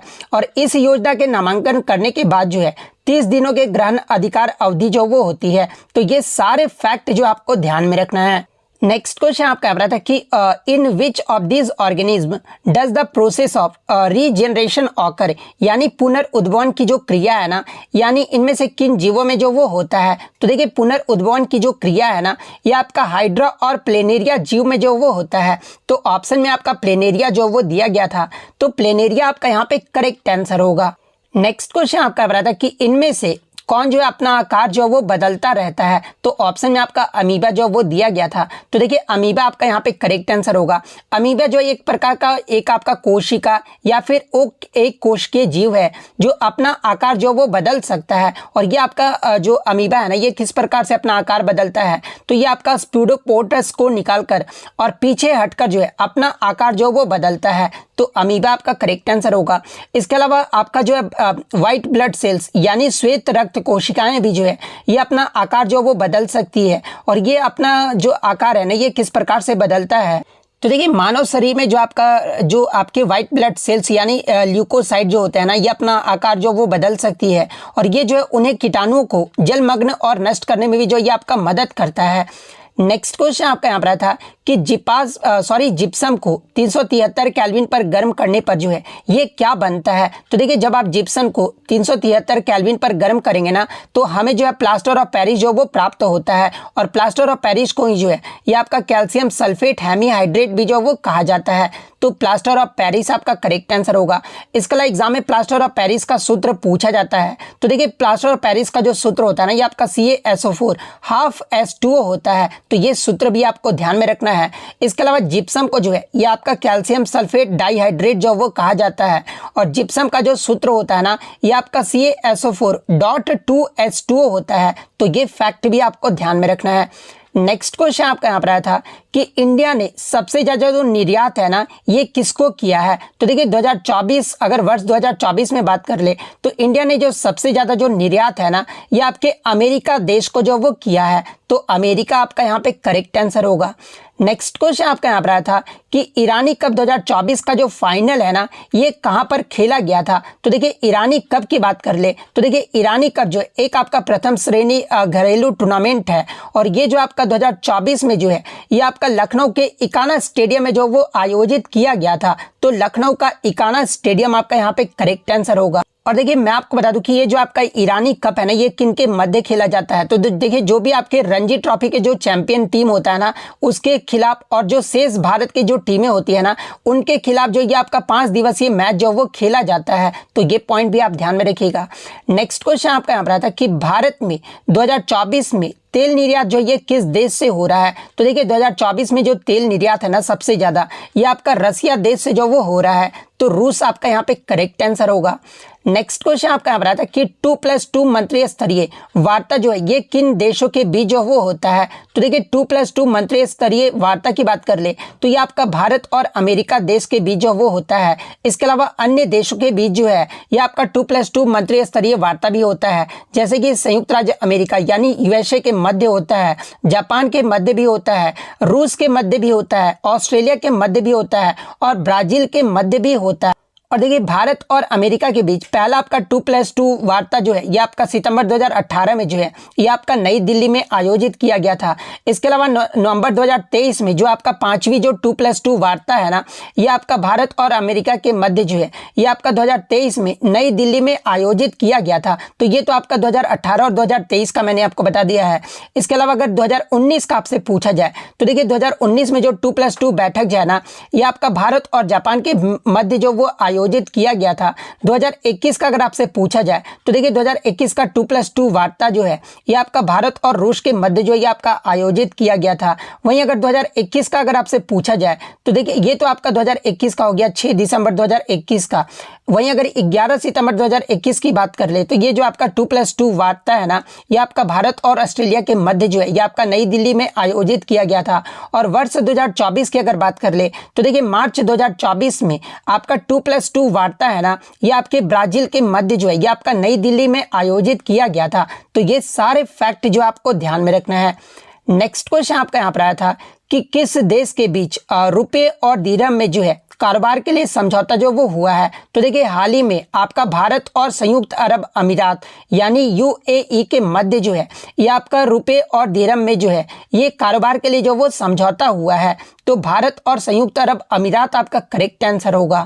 नेक्स्ट क्वेश्चन आपका यहाँ पर आता है कि अगर किसी कन्वेक्स मिरर यानी आपका उत्तल दर्पण की फोकस दूरी जो है ये आपका 1 सेंटीमीटर है, तो आपका जो है पोल यानी ध्रुव और वक्रता केंद्र यानी सेंटर ऑफ कर्वेचर के बीच की जो दूरी है ना ये कितनी होगी। तो देखिए सबसे पहले आपको पता होना चाहिए कि उत्तल दर्पण के लिए जो है आपका फोकस दूरी और सेंटर ऑफ कर्वेचर के मध्य जो आपका रिलेशन क्या होता है। तो देखिए उत्तल यानी दर्पण के लिए जो आपका फोकस दूरी और वक्रता केंद्र के बीच जो आपका जो रिलेशन होता है ना ये आपका इसका फॉर्मूला होता है R = 2F होता है। तो देखिए जब आपका अगर किसी उत्तल दर्पण की फोकस दूरी 1 सेंटीमीटर है तो ध्रुव और वक्रता केंद्र के बीच जो दूरी होगी ना इस फॉर्मूले के अकॉर्डिंग तो वो आपका 2 जो वो हो जाएगा, तो 2 सेंटीमीटर आपका यहाँ पे करेक्ट आंसर होगा। नेक्स्ट क्वेश्चन आपका बता था कि what is the molecular mass of HNO3 यानी HNO3 का जो है आणविक द्रव्यमान जो वो पूछा गया था। तो देखिए मॉलिक्यूलर मास हम लोग कैसे निकालते हैं, तो HNO3 का जो आपको मॉलिक्यूलर मास जो वो निकालना था, तो हाइड्रोजन का हम लोग को पता है एटॉमिक मास यानी परमाणु द्रव्यमान कितना होता है, तो ये आपका 1 होता है। नाइट्रोजन का जो आपका कितना होता है, तो ये आपका 14 होता है। ऑक्सीजन का जो ये आपका कितना होता है, तो वो आपका 16 होता है। तो इसी को सिंपल जो हम लोग प्लस कर देना होता है। तो देखिए ये जो आपका हाइड्रोजन में आपका 1 है, नाइट्रोजन में भी आपका 1 है और ऑक्सीजन में आपका जो वो 3 है, तो 16 × 3 कर देंगे। तो जब आप इसको सॉल्व करोगे ना तो हमारा 63U जो है वो निकल कर आ जाएगा और इस प्रकार से आपको मॉलिक्यूलर मास जो वो निकालना होता है। तो 63U आपका यहाँ पे करेक्ट आंसर होगा। नेक्स्ट क्वेश्चन आपका यहाँ पर आया था कि thyroxine is secreted by the hormone यानी थायरोक्सिन हार्मोन जो है ये किसके द्वारा जो वो स्रावित होता है। तो देखिए जो आपका थायरोक्सिन जो हार्मोन होता है ना ये आपके थायराइड ग्लैंड यानी थायराइड ग्रंथि के कारण जो है थायराइड ग्रंथि के द्वारा जो ये आपका स्रावित होता है। तो थायराइड ग्रंथि आपका यहाँ पे करेक्ट आंसर होगा। इसके अलावा मैं आपको बता दूं कि थायराइड ग्रंथि जो है एक महत्वपूर्ण हार्मोन ग्रंथि है जो मानव शरीर के चयापचय वृद्धि और विकास में प्रमुख भूमिका भी जो वो आपका निभाता है। तो ये पॉइंट भी आप ध्यान में रखिएगा। नेक्स्ट आपका यहाँ पर आता है कि वर्ष 2015 में नीति आयोग की थीम क्या थी। तो देखिए वर्ष 2015 में नीति आयोग का जो थीम था ना वो आपका सहकारी संघवाद के माध्यम से परिवर्तनकारी विकास था। तो transformative development through cooperative federalism जो आपका यहाँ पे करेक्ट आंसर होगा। इसके अलावा बात कर ले नीति आयोग की स्थापना ये जो है कब किया गया था। तो देखिए नीति आयोग की जो स्थापना है ना ये आपका 1 जनवरी 2015 को जो वो किया गया था और किसके स्थान पर किया गया था, तो ये आपका प्लानिंग कमीशन यानी योजना आयोग के स्थान पर जो वो किया गया था। एग्जाम में यहाँ से प्रश्न एक पूछा जाता है कि योजना आयोग को जो है कब समाप्त कर दिया गया था। तो देखिए प्लानिंग कमीशन को जो है ये आपका 13 अगस्त 2014 को जो है ये आपका प्लानिंग कमीशन को जो वो समाप्त कर दिया गया था और 1 जनवरी 2015 को जो है इसके स्थान पर नीति आयोग की स्थापना जो वो किया गया था। तो ये सारे फैक्ट जो आपको ध्यान में रखना है। एक क्वेश्चन जो आपका फिजिक्स के न्यूमेरिकल से आया था जहां पे आपका मास जो वो 1 kg जो वो दिया गया था। ग्रेविटेशनल एक्सेलरेशन यानी स्मॉल जी का मान जो आपका 10 ही होता है, तो स्मॉल जी का वैल्यू आपका 10 मीटर/सेकंड² दिया गया था। हाइट आपका जो है 2.5 मीटर दिया गया था और इसमें आपका जो वर्क डन जो वो पूछा गया था। तो देखिए सबसे पहले हम लोग वर्क डन का फॉर्मूला पता होना चाहिए कितना होता है, क्या होता है। तो W = क्या होता है, तो F × H होता है, या फिर W = आपको ये भी पता होना चाहिए कि W = क्या होता है, तो mgh होता है। तो इस फॉर्मूले पे भी हम लोग पुट करके जो वो सॉल्व कर सकते थे। तो सिंपल जो आपको इस फॉर्मूले पे ही जो वो पुट कर लेना है, F = mgh और m हमारा कितना दिया, तो 1 दिया गया है, g हमारा 10 होता है और h हमारा 2.5 दिया गया है। तो जब इसको सॉल्व करोगे तो हमारा क्या आएगा, तो 25 आ जाएगा। और वर्क आपका जो है क्या होता है, ऐसा यूनिट तो जूल होता है। तो 25 जूल जिन्होंने भी लगाया होगा ऑप्शन में उनका यहाँ पे करेक्ट आंसर होगा। नेक्स्ट अगर बात कर ले नेक्स्ट क्वेश्चन की ओर, तो नेक्स्ट क्वेश्चन आपका यहाँ पर आता है कि इन सीरीज रेजिस्टेंस 5 + R = जो है आपका यहाँ पर 7 जो वो दिया गया था और फाइंड आपका R जो वो बताना था। तो देखिए आपका रेजिस्टेंस का फॉर्मूला क्या होता है, तो देखिए जब सीरीज में रेजिस्टेंस का फॉर्मूला जो होता है R = R1 + R2, ये जो आपका सीरीज में जो है ये आपका रेजिस्टेंस का जो वो फॉर्मूला होता है। तो 5 में कितना जोड़ेंगे तो आपका 7 हो जाएगा। तो देखिए 5 में 2 जोड़ेंगे ना तो हमारा 7 हो जाएगा। तो 2 ऑप्शन जिन्होंने भी चूज किया होगा उनका यहाँ पे करेक्ट आंसर होगा। नेक्स्ट आपका मैथ में जो है cos 45 degree divide tan 30 degree plus cot 60 degree का जो है ये आपको सिंप्लीफाई करके जो वो आंसर बताना था। तो सिंपल आपको cos 45 का आपको वैल्यू पता होना चाहिए था, tan 30 का वैल्यू आपको पता होना चाहिए था और cot 60 का वैल्यू पता होना चाहिए था। अगर आपको वैल्यू पता होता तो सिंपली आप इस पर पुट करके जो है आप आंसर जो वो निकाल सकते थे। नेक्स्ट अगर हम लोग सेकंड शिफ्ट की बात कर ले तो सेकंड शिफ्ट में जो आपका पहला क्वेश्चन आया था कि what is the process of changing from the solid to gas called, यानी ठोस से गैस में बदलने की प्रक्रिया को जो है ये क्या कहा जाता है। तो देखिए ठोस से गैस में बदलने की प्रक्रिया को जो है ये आपका सब्लिमेशन यानी ऊर्ध्वपातन जो है वो कहा जाता है। तो सब्लिमेशन आपका यहाँ पे करेक्ट आंसर होगा। अब देखिए चेंजेज ऑफ स्टेट्स को हम लोग जो है अच्छे से समझ लेते हैं। तो देखिए सॉलिड से अगर आपका जो है गैस में परिवर्तित होता है तो उसे जो आपका सब्लिमेशन जो है वो कहा जाता है, और गैस से अगर आपका सॉलिड में परिवर्तन हो रहा है तो इसे जो आपका क्रिस्टलाइजेशन जो वो कहा जाता है। अगर कोई आपका लिक्विड से गैस में बदलता है तो इसे आपका वेपराइजेशन जो वो कहा जाता है, और कोई अगर गैस से अगर लिक्विड में बदलता है तो इसे जो आपका कंडेंसेशन जो वो कहा जाता है। कोई अगर आपका लिक्विड से सॉलिड में बदलता है तो इसे आपका फ्रीजिंग जो वो कहा जाता है, और सॉलिड से लिक्विड में बदलना जो है ये आपका मेल्टिंग जो वो कहलाता है। तो ये सारे फैक्ट जो आपको ध्यान में रखना है। नेक्स्ट क्वेश्चन आपका यहाँ पर था कि what will be the equivalent resistance if resistance of 1 ohm and 3 ohm are connected in parallel, यानी अगर 1 ओम और 3 ओम के प्रतिरोध को जो है ये समानांतर क्रम में जोड़ा जाता है तो तुल्य प्रतिरोध यानी इक्विवेलेंट जो रेजिस्टेंस है ना ये कितना होगा।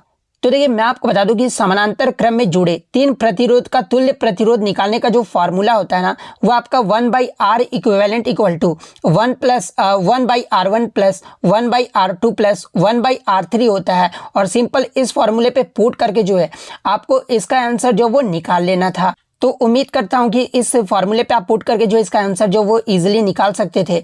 नेक्स्ट क्वेश्चन आपका यहाँ पर आया था कि राज्यसभा सांसद भीम सिंह ने जो है इनमें से कौन सी पुस्तक जो वो लिखी है। तो ऑप्शन में आपका भारत के 75 महान क्रांतिकारी जो वो दिया गया था। तो देखिए भारत के 75 महान क्रांतिकारी ये जो पुस्तक है ना ये आपके भीम सिंह के द्वारा जो वो लिखा गया है। तो ये वाला ऑप्शन आपका यहाँ पे करेक्ट आंसर होगा। नेक्स्ट क्वेश्चन आपका यहाँ पर आया था कि सूर्य के प्रकाश का कितना प्रतिशत जो है ये पौधे जो वो प्रयोग करते हैं। तो देखिए प्रकाश संश्लेषण के लिए पौधे जो है सूर्य के प्रकाश का 1 से 2% ही जो है मात्र उपयोग जो वो करते हैं। तो 1% ऑप्शन में आपका दिया गया था, तो 1% आपका करेक्ट आंसर होगा।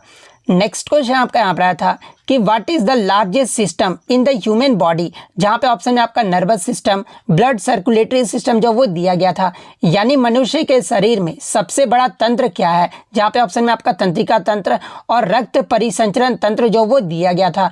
तो देखिए मनुष्य के शरीर में सबसे बड़ा जो तंत्र है ना ये आपका परिसंचरण तंत्र है। तो परिसंचरण तंत्र आपका यहाँ पे करेक्ट आंसर होगा।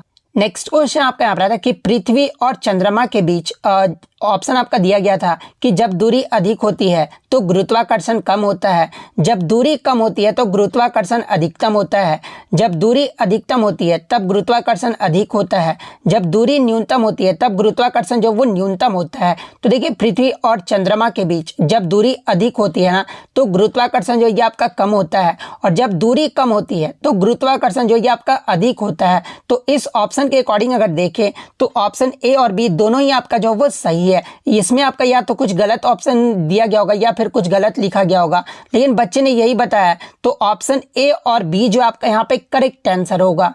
नेक्स्ट क्वेश्चन आपका यहाँ पर था कि बेरियम सल्फेट और सोडियम कार्बोनेट की अभिक्रिया से जो है ये आपका क्या बनता है। तो देखिए बेरियम सल्फेट और सोडियम कार्बोनेट की अभिक्रिया कराने से जो है हमें बेरियम कार्बोनेट जो ये प्राप्त होता है, यानी प्रोडक्ट जो बनता है वो आपका बेरियम कार्बोनेट बनता है। तो बेरियम कार्बोनेट आपका करेक्ट आंसर होगा। इसके अलावा अगर आगे की शिफ्टों में बेरियम क्लोराइड और सोडियम सल्फेट के बारे में पूछा जाए तो देखिए बेरियम क्लोराइड और सोडियम सल्फेट की अभिक्रिया कराने से जो है हमें बेरियम सल्फेट और सोडियम क्लोराइड जो वो मिलता है। आप यहाँ पे इस अभिक्रिया को भी जो वो देख सकते हैं, और इसी अभिक्रिया को जो है ये आपका अवक्षेपी अभिक्रिया भी जो वो कहा जाता है। तो ये फैक्ट भी आपको ध्यान में रखना है। नेक्स्ट आपका यहाँ पर आता है कि the SI unit of work is the, यानी कार्य का जो है एसआई मात्रक जो वो पूछा गया था। तो देखिए कार्य का जो एसआई मात्रक होता है ना वो आपका जूल होता है, और जूल को हम लोग कैसे जो वो रिप्रेजेंट करते हैं, तो जे सिंबल से जो हम लोग रिप्रेजेंट करते हैं। और एक जूल इक्वल टू क्या होता है, तो देखिए एक जूल इक्वल टू जो है 1 न्यूटन मीटर होता है। तो ये फैक्ट भी आप ध्यान में रखिएगा। तो जूल आपका यहाँ पे करेक्ट आंसर होगा। नेक्स्ट क्वेश्चन आपका यहाँ पर आया था कि what is a square root of 27, यानी 27 का जो है वर्गमूल जो वो कितना होता है। तो देखिए 27 का जो वर्गमूल होता है ना ये आपका 3√3 होता है। इसके अलावा अगर आपसे डेसिमल फॉर्म में पूछा गया होगा तो देखिए 27 का जो स्क्वायर रूट होता है ना ये आपका 5.196 अप्रॉक्सीमेटली होता है। तो 5.196 आपका यहाँ पे करेक्ट आंसर होगा। नेक्स्ट आपका यहाँ पर आता है कि अग्निशामक में प्रयोग होने वाली गैस का क्या नाम है। तो देखिए अग्निशामक में जो आपका गैस का प्रयोग किया जाता है ना वो कार्बन डाइऑक्साइड गैस का प्रयोग जो वो किया जाता है। तो कार्बन डाइऑक्साइड आपका यहाँ पे करेक्ट आंसर होगा। इसके अलावा अग्निशामक यंत्रों में जो है किस यौगिक का उपयोग किया जाता है, तो इसमें आपका बेकिंग सोडा यौगिक का उपयोग किया जाता है। और बेकिंग सोडा का सूत्र क्या होता है, तो NaHCO3 जो है इसका सूत्र होता है। तो ये पॉइंट भी आप ध्यान में रखिएगा। नेक्स्ट क्वेश्चन आपका यहाँ पर आया था कि वृत्तीय पथ से जो आपका एक समान वेग से प्रश्न पूछा गया था। पूछा यह गया था कि जब एक वस्तु जो है वृत्तीय पथ पर एक समान चाल से चलती है तो उसकी गति को जो वो क्या कहा जाता है। तो देखिए जब एक वस्तु वृत्तीय पथ पर एक समान चाल से चलती है तो उसके गति को जो है एक समान वृत्तीय गति जो वो कहा जाता है। तो एक समान वृत्तीय गति आपका करेक्ट आंसर होगा। नेक्स्ट क्वेश्चन आपका यहाँ पर आया था कि विभज्योतक ऊतक की कोशिकाओं में जो है ये किसका अभाव होता है। तो देखिए विभज्य ऊतक की कोशिकाओं में जो है ये आपके रिक्तिकाओं का जो वो अभाव होता है। तो रिक्तिकाओं आपका यहाँ पे करेक्ट आंसर होगा। नेक्स्ट क्वेश्चन आपका यहाँ पर आता है कि चुंबकीय सूचक यंत्र में दिशा ज्ञात करने के लिए जो है किस चीज का उपयोग जो वो होता है। तो देखिए चुंबकीय सूचक यंत्र यानी कंपास में दिशा ज्ञात करने के लिए जो है ये आपका चुंबकीय सुई का इस्तेमाल जो वो किया जाता है। तो चुंबकीय सुई आपका करेक्ट आंसर होगा। नेक्स्ट आपका यहाँ पर आता है कि भारत में किस राज्य की लिटरेसी रेट यानी साक्षरता दर जो है वो सबसे अधिक है। तो देखिए 2011 की जनगणना के अनुसार सबसे अधिक साक्षरता दर वाला जो राज्य है ना ये केरल राज्य है। केरल राज्य का जो लिटरेसी रेट रहा था ये आपका 94% रहा था। तो केरल आपका यहाँ पे करेक्ट आंसर होगा। इसके बाद आपका अगर केंद्र शासित प्रदेश में पूछा जाए तो देखिए सबसे अधिक साक्षरता दर वाला जो यूटी रहा था ना ये आपका लक्षद्वीप रहा था। और सबसे कम अगर बात कर ले साक्षरता दर ये जो है किस राज्य का रहा था, तो ये आपका बिहार राज्य का रहा था। तो ये क्रम भी जो आपको ध्यान में रखना है। और भारत का जो है लिटरेसी रेट कितना रहा था, तो ये आपका 74.04% रहा था। नेक्स्ट क्वेश्चन आपका यहाँ पर आया था कि 10 मीटर एयर राइफल शूटिंग में 2024 के पैरा ओलंपिक में जो है किसने जो वो गोल्ड मेडल जो वो जीता था। तो देखिए 10 मीटर एयर राइफल शूटिंग में पैरा ओलंपिक में जो है ये अवनी लेखरा ने जो है ये गोल्ड मेडल जो वो जीती थी। तो अवनी लेखरा आपका यहाँ पे करेक्ट आंसर होगा। एग्जाम में अगर पूछा जाए कि अवनी लेखरा जो है ये आपका किस खेल से संबंधित है, तो ये आपका शूटिंग खेल से जो वो संबंधित है। नेक्स्ट आपका यहाँ पर आता है कि 2023 में किस खिलाड़ी को जो है मेजर ध्यानचंद खेल रत्न पुरस्कार से सम्मानित किया गया था। तो देखिए 2023 में सात्विक साईराज रंकी रेड्डी और चिराग शेट्टी को जो है ये मेजर ध्यानचंद खेल रत्न पुरस्कार से जो वो सम्मानित किया गया था। और ये जो दोनों ही खिलाड़ी है ना ये आपके बैडमिंटन खेल से जो वो संबंधित है। तो ये पॉइंट भी आप ध्यान में रखिएगा। इसके अलावा बात कर ले मेजर ध्यानचंद खेल रत्न पुरस्कार से सम्मानित होने वाले पहले व्यक्ति कौन है, तो ये आपके भारतीय शतरंज के ग्रैंड मास्टर विश्वनाथन आनंद है। और विश्वनाथन आनंद को जो है ये आपका 1992 में जो है मेजर ध्यानचंद खेल रत्न अवार्ड से जो वो सम्मानित किया गया था। और देखिए मेजर ध्यानचंद खेल रत्न पुरस्कार का पहले जो नाम था ना ये आपका राजीव गांधी खेल रत्न पुरस्कार था। और आप कमेंट करके जवाब दीजिएगा कि राजीव गांधी खेल रत्न पुरस्कार का नाम बदलकर जो है मेजर ध्यानचंद खेल रत्न पुरस्कार जो है ये कब कर दिया गया था। ये जो आप कमेंट करके जो वो जरूर जवाब दीजिएगा। नेक्स्ट क्वेश्चन आपका यहाँ पर आया था कि भारत और मलेशिया के बीच 2024 में उदार शक्ति नाम का जो संयुक्त हवाई अभ्यास है ना ये कब हुआ था। तो देखिए ये जो आपका उदार शक्ति नाम का संयुक्त हवाई अभ्यास है ये आपका भारत और मलेशिया के मध्य जो है 5 से 9 अगस्त 2024 के बीच जो है ये आपका आयोजित किया गया था। तो 5 से 9 अगस्त 2024 आपका करेक्ट आंसर होगा। नेक्स्ट क्वेश्चन आपका बता दें कि कार्बन का कौन सा गुण है जिससे वह कार्बन की लंबी श्रृंखला जो वो बनाता है। तो देखिए कार्बन का वह गुण जिससे वह कार्बन की लंबी श्रृंखला बनाता है उसे जो आपका श्रृंखलन यानी आपका कैटिनेशन जो वो कहते हैं। तो श्रृंखलन आपका यहाँ पे करेक्ट आंसर होगा। नेक्स्ट क्वेश्चन आपका यहाँ पर आया था कि सीबीआई भारत सरकार की प्रमुख जांच एजेंसी है, इसका हेडक्वार्टर जो वो पूछा गया था। तो देखिए सीबीआई का जो हेडक्वार्टर है ना, ये आपका नई दिल्ली में स्थित है। तो नई दिल्ली आपका यहाँ पे करेक्ट आंसर होगा।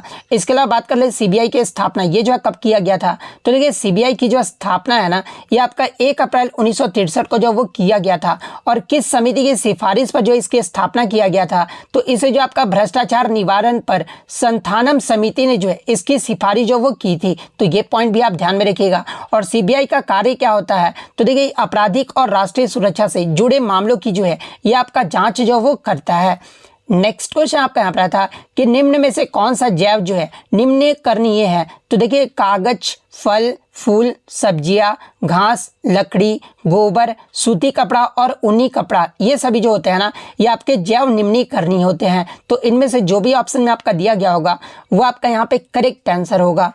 नेक्स्ट क्वेश्चन आपका यहाँ पर आया था कि प्रजनन जो है ये किसे कहते हैं। तो देखिए जीव को अलग करके नया जीव बनाने की प्रक्रिया को ही जो है ये आपका प्रजनन जो वो कहा जाता है। तो ये वाला ऑप्शन आपका करेक्ट आंसर होगा।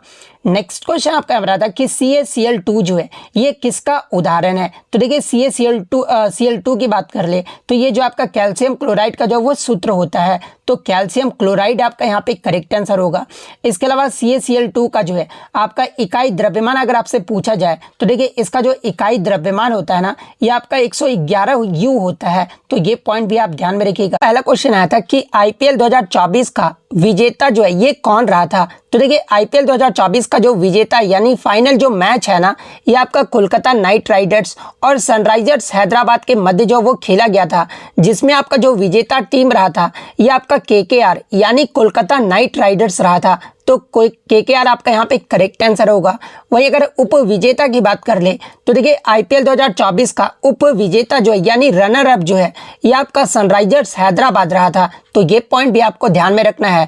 इसके अलावा एग्जाम में यहाँ से एक प्रश्न पूछा जाता है, IPL 2024 का फाइनल मैच जो है ये कब और किस स्टेडियम में खेला गया था।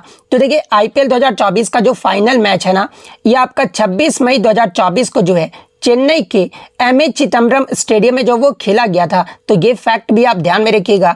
इसके अलावा रनर्स अब तो मैंने बता दिया सनराइजर हैदराबाद रहा था, विजेता जो ये आपका KKR रहा था। और जो आपका विजेता टीम रहा था IPL 2024 का, इसे जो आपका राशि जो पुरस्कृत किया गया था ये आपका 20 करोड़ रुपए जो वो पुरस्कृत किया गया था। रनर अप यानी सनराइजर हैदराबाद को जो है ये आपका 13 करोड़ रुपए जो वो दिया गया था।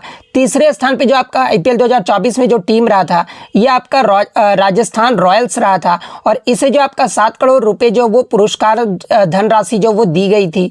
चौथे स्थान पे जो आपका टीम रहा था जो आपका IPL 2024 में ये आपका रॉयल चैलेंजर्स बेंगलोर रहा था और रॉयल चैलेंजर्स बेंगलोर को जो है ये आपका 6.5 करोड़ रुपए जो वो दिए गए थे। तो ये पॉइंट भी आप ध्यान में रखिएगा। अब देखिए IPL 2024 से आपका प्रश्न पूछा गया तो यहाँ से प्रश्न आपका बनेगा कि टूर्नामेंट का उभरता हुआ खिलाड़ी जो ये किसे दिया गया था। तो देखिए IPL 2024 में टूर्नामेंट का जो उभरता हुआ खिलाड़ी बना था ना, ये आपके सनराइजर्स हैदराबाद के खिलाड़ी नीतीश रेड्डी जो वो बने थे। अब आपको जैसा पता है कि IPL में हर सीजन जो प्लेयर चेंज होते हैं, तो आप ये मत बोलिएगा।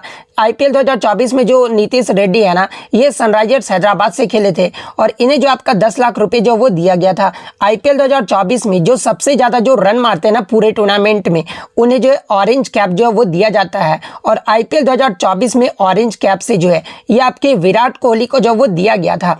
पर्पल कैप की बात कर ले तो देखिए पूरे टूर्नामेंट में जो सबसे ज़्यादा जो विकेट लेते हैं ना, उस खिलाड़ी को पर्पल कैप जो वो दिया जाता है। और IPL 2024 में पर्पल कैप जो है ये आपके हर्षल पटेल को जो वो दिया गया था। और 2024 में जो हर्षल पटेल है ना, ये पंजाब से जो वो खेले थे। सबसे मूल्यवान खिलाड़ी की अगर बात कर ले तो देखिए IPL 2024 में सबसे मूल्यवान जो खिलाड़ी रहा था ना, ये आपका सुनील नरेन जो वो रहा था। सुनील नरेन ने जो है IPL 2024 में 482 रन भी मारे थे और साथ ही साथ 17 विकेट भी जो वो लिए थे। Super striker of the season का जो अवार्ड है ये आपके जेक फ्रेजर मैकगर को जो वो दिया गया था, जो कि आपके ऑस्ट्रेलिया के खिलाड़ी हैं।